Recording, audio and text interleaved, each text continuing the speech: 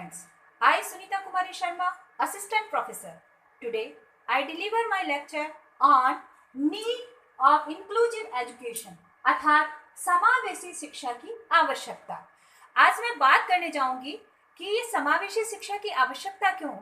पिछले अध्याय में मैंने समावेशी शिक्षा की परिभाषा आपको बताई थी। अब इस अध्याय में मैं आपको बताने जा रही हूँ कि आज समावेशी शिक्षा की हमारी आवश्यकता क्यों महसूस की जा रही है। इसके लिए मैंने एक सबसे पहला जो पॉइंट मैं आज आपके सामने डिस्कस करूंगी वो है सामान्य मानसिक विकास संभव। सामान्य रूप से जो अपाहिज बच्चे होते हैं, अपंग बच्चे होते हैं, मानसिक रूप से हो या शारीरिक रूप से, उन बच्चों के अंदर एक मानसिकता डेवलप हो जाती है कि हम सामान्य बच्चों की तरह कोई भी काम नहीं कर पाएंगे, कोई भी काम नहीं कर सकते हैं। तो इस समावेशी शिक्षा के द्वारा उन ऐसे बच्चों को सामान्य बच्चों के साथ एजुकेशन दी जाती है ताकि उनके मानस पटल पर जो ये चीज़ें अंकित है कि हम दूसरे बच्चों से तुच्छ हैं, वो दूर की जा सके और वो सामान्य बच्चों की तरह सामान्य रूप से शिक्षा ग्रहण कर सके। दूसरी बात मैं करूँगी, सामाजिक एकीकरण को सुनिश्चित करती है, यानी सोशल इंटीग्रेशन इज इंश्योर्ड। इनके अंदर ऐसे बच्चों के अंदर जो सामाजिक एकीकरण को, ये जो हमारी समावेशी शिक्षा है सामाजिक एकीकरण को सुनिश्चित करती है, क्योंकि ऐसे बच्चों के अंदर जब वो सामान्य बच्चों के साथ बैठ करके शिक्षा अर्जित करते हैं तो निसंदेह ऐसे गुणों का विकास होता है जिससे कि उनके अंदर नैतिकता का विकास होता है, सहानुभूति का विकास होता है, दया का भाव उनके अंदर विकसित होता है, एक दूसरे की मदद करने का भाव उनके अंदर विकसित किया जा सकता है।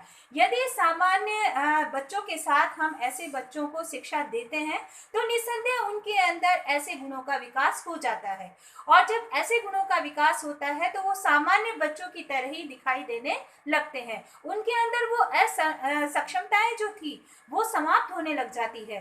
तो इससे क्या होगा कि उनके अंदर एक अलग से ही कॉन्फिडेंस झलकता है। तीसरी बात मैं करूंगी, समावेशी शिक्षा कम खर्चीली होती है। जैसा कि आप सभी जानते हैं कि विशिष्ट शिक्षा को देने के लिए हमें अलग से व्यवस्थाएं करनी पड़ती है, अलग से विद्यालयों की आवश्यकता होती है, अलग से अध्यापकों की आवश्यकता होती है, अलग से उपकरणों की आवश्यकता होती है जिससे कि हम उन बच्चों को शिक्षित करें।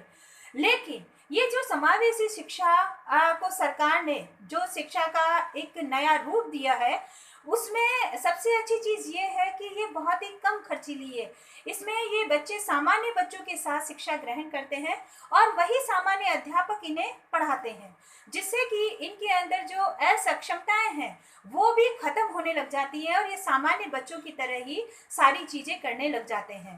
तो निसंदेह ये व्यवस्था बहुत कम खर्चीली है, इसके अंदर हमें ज़्यादा पैसों की आवश्यकता नहीं होती है और ना ही ज़्यादा शिक्षकों की आवश्यकता होती है, बल्कि सामान्य शिक्षक जो एक सामान्य विद्यालय में होते हैं उन्हीं के आधार पर हम शिक्षा बच्चों को दे सकते हैं।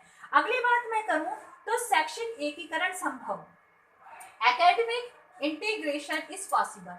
शैक्षिक एकीकरण संभव, शैक्षिक एकीकरण के में मेरा मानना है कि बच्चा जब इस तरह से समावेशी शिक्षा को ग्रहण करता है तो निसंदेह वह जो शैक्षिक वातावरण है उस शैक्षिक वातावरण के अंदर अपने आप को समायोजित मानने लगता है, उसके अंदर वो क्षमताएं आने लगती है, वो ये महसूस करने लगता है कि मैं सामान्य बच्चों की तरह वो काम कर सकता हूँ जो एक सामान्य बच्चा कर सकता है। तो निसंदेह सामान्य बच्चों के तरह ही वो रहना, उठना, बैठना, खाना, पीना सब कुछ वैसे ही करने लगता है जैसे कि एक सामान्य बच्चा करता है।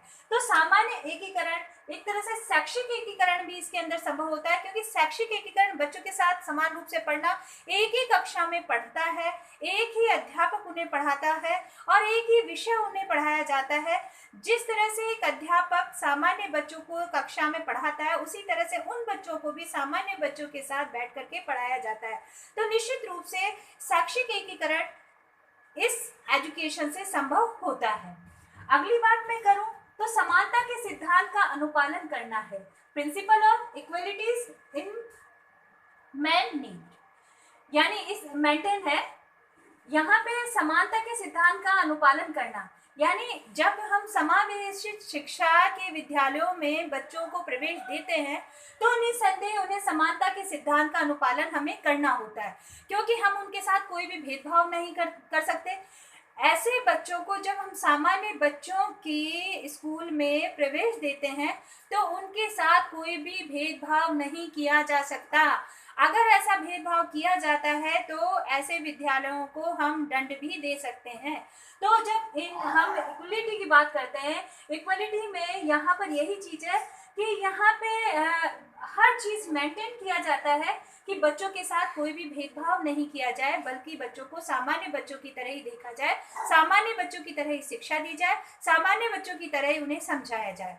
तो ये चीज़ भी मेंटेन होती है। अगली बात करें हम, समावेशी शिक्षण के माध्यम से एकीकरण संभव है।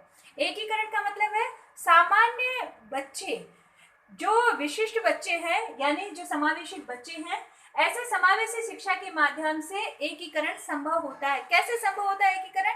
क्योंकि जब वो सामान्य बच्चों के साथ बैठते हैं, सामान्य बच्चों के साथ खेलते हैं, सामान्य बच्चों के साथ पढ़ते हैं, तो निस्संदेह उन्हें समाज में उठने बैठने का सलीका भी उनके अंदर उत्पन्न होता है। वो समावेशन सीखते हैं और किस तरह से उन्हें एकीकरण करना है, किस तरह से उन्हें समायोजित होना है। वे अपने आप को समाज को महसूस करवाते हैं और समाज को भी वो खुद स्वयं महसूस करते हैं कि समाज की क्या आवश्यकता है, क्या नीड्स है, और मेरी क्या आवश्यकता है, और मैं किस तरह से समाज में समायोजित हो सकता हूँ। इस तरह से जब हम बच्चे को एजुकेशन देते हैं तो निसंदेह इस समावेशी शिक्षा के माध्यम से ऐसे जिनके अंदर असक्षमताएं हैं, ऐसे बालकों को एक तरह से परिपक्व बनाया जाता है, ताकि वो समाज के अंदर, शिक्षण क्षेत्र के अंदर और यहाँ तक कि हर क्षेत्र के अंदर अपने आप को प्रस्तुत कर सके, अपने आप को स्थापित कर सके। अगर ये ऐसी व्यवस्था हम कर दें तो निसंदेह हमने करा भी है। हमारी शिक्षा व्यवस्था में आज समावेशित शिक्षा का ज्यादा बोलबाला हो रहा है, हमने समायोजित भी किया है।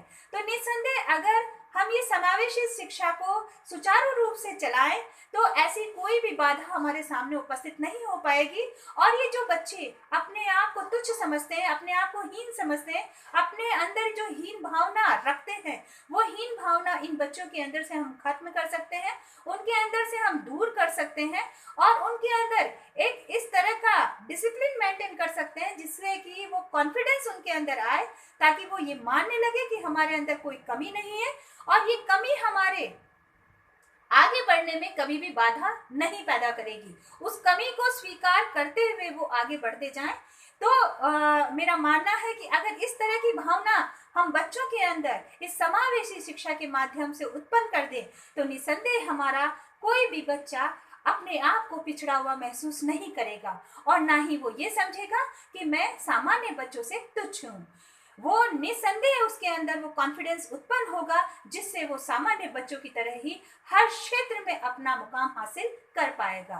Thank you, thank you, thank you. अगर मेरा आपको ये वीडियो पसंद आया है तो प्लीज़ लाइक कीजिए, शेयर कीजिए और मेरे इस चैनल को सब्सक्राइब कीजिए।